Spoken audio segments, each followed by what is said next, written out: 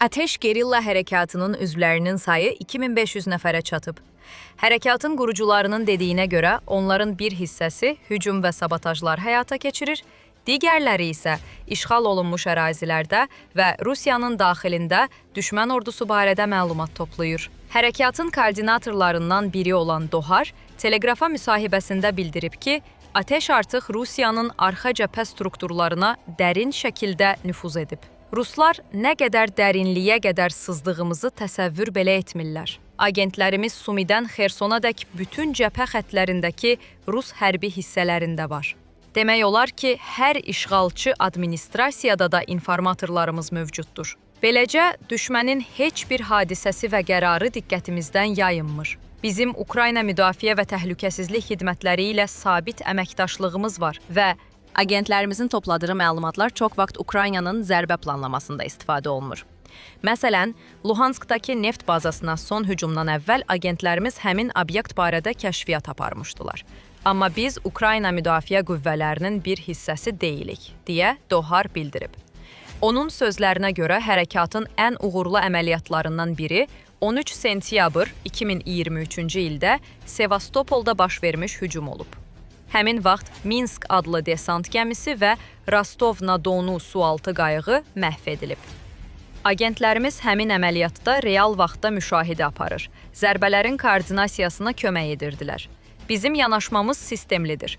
Hərəkat yaranandan bəri yüzlərlə sabotaj və çoxsaylı vətəndaş müqaviməti aksiyaları həyata keçirmişik. Düşmənin heç vaxt özünü təhlükəsiz hiss etməməsi üçün kiçik, lakin davamlı sabotajlar aparmaq bizim əsas strategiyamızdır. Krım körpüsünün partladılması planı barədə suala Dohar belə cavab verib. Hazırda belə bir əməliyyat planlaşdırılmır. Amma biz nəsə planlaşdırsaq, əlbəttə ki, bunu əvvəlcədən elan etməzdik. Yaxşı planlaşdırma və hazırlıqla hər şey mümkündür. Körpünü tək başına dağıtmaq gücümüz yoxdur, amma zaman gələndə bu işdə üzərimizə düşəni etməyə hazırıq. Dohar həmçinin Rusiya ordusunun vəziyyətinə də toxunub. Rusiya ordusu çox böyükdür, müxtəlif bölmələri və özünə məxsus xüsusiyyətləri var. Bəzi bölmələr peşəkar və motivasiyalıdır. Bir çox döyüşçü həqiqətən də qərbə qarşı Rus dünyası uğrunda döyüşdüyünə inanır. Digərləri isə sadəcə pul üçün oradadır. Çünki Rusiya ordusunda maaşlar onların yaşayış səviyyəsinə görə yüksəkdir. Bu, itkilərə baxmayaraq, kadrların tez dolmasına imkan verir. Amma texnika, xüsusilə tank və artilleriya çatışmazlığı var. Logistikada bir çox cəbhədə problemlidir. Biz də çalışırıq ki, bu problemlər daha da artsın. Buna baxmayaraq, onların intizam və hazırlıq səviyyəsi müəyyən qədər yüksəkdir.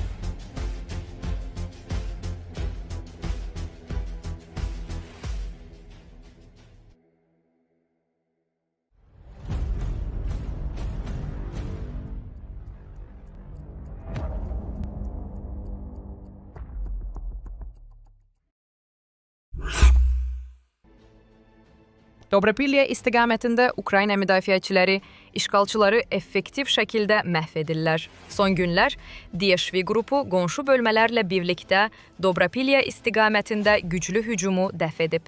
Oktyabrın 9-da hava desant qoşunlarının qüvvə və vasitələri Ukraynanın Milli Qvardiyasının 1-ci korpusunun Azov hərbi birləşmələri və sərhədçilərlə birlikdə düşmənin sürətli hücum planını pozublar. Beləliklə, düşmən 3 briqada və 1 dəniz piyadaları alayının qüvvələri ilə Vladimirovka və Sofiyevka yaşayış məntəqələrini ələ keçirmək məqsədi ilə hücum əməliyyatına başlayıb. Ümumilikdə, hücum zamanı düşmən 6 tank, təxminən 40 piyada döyüş maşını, 40-dan çox moto nəqliyyat vasitəsi və bir neçə 100 canlı qüvvə istifadə edib.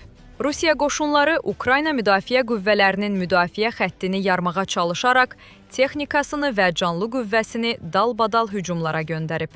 Birinci dalğada motosikletlərlə hərəkət edən mobil qruplar, onların arxasınca isə tanklar və desant qüvvələri olan zirehli texnikalar irəliləyib. Ukrayna bölmələri müdafiə xəttlərini əvvəlcədən hazırlayıb, mina təxribat maneələri qurub və artilleriya ilə pilotsuz aparat operatorlarının fəaliyyətini dəqiq şəkildə əlaqələndirib. Bunun sayəsində düşmən çaşqın vəziyyətə düşüb. Kolonlar istiqamətlərini itirib, texnikanı ataraq piyada bölmələrini nizamsız şəkildə hazırlıqsız mövqelərə indiriblər. Xüsusilə Vladimirovka yaxınlığında amansız döyüşlər gedib. Rus dəniz piyadalarının təxminən 30-u partlayış nəticəsində həlak olub. Qalanları isə Ukrayna müdafiəçiləri tərəfindən dərhal məhv edilib. Gecə, xarabalıqlarda və zirzəmilərdə gizlənməyə çalışanlar isə ağır döyüş dronlarının dəqiq zərbələri ilə məhv ediliblər.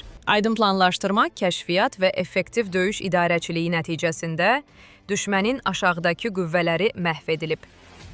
3 tank, 13 piyada döyüş maşını, 41 moto nəqliyyat vasitəsi, bir zədələnmiş traktor və təxminən 100 canlı qüvvə.